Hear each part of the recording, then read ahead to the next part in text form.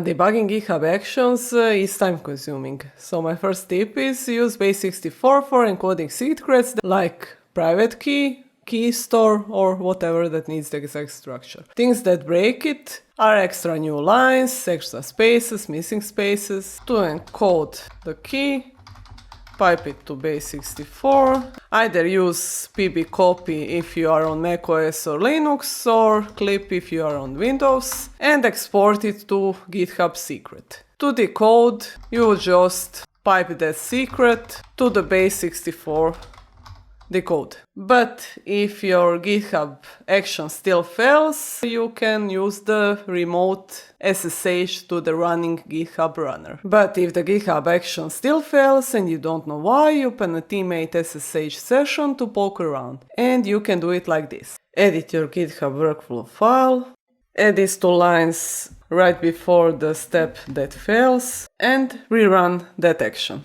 When it hits this step, you'll get a unique SSH link, and then you can use it to SSH into the runner and debug. See this? Just copy it into your terminal and then SSH and debug what is failing.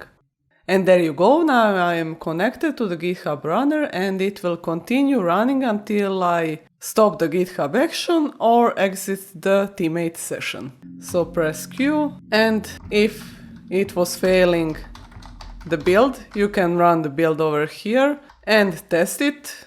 But I have to warn you, when you are done, exit the session, because the GitHub runner will continue to run until you exit. So one way is to press exit, and the other way is go to the running GitHub action and press to stop the workflow. And one warning though, do not use this solution on public repository, because if you can see that SSH remote session, so can everybody else. Final tip for debugging GitHub Actions is using the local GitHub runner. You can run it locally on your computer using Nectos Act, but that is for another tutorial. Thank you for watching this video.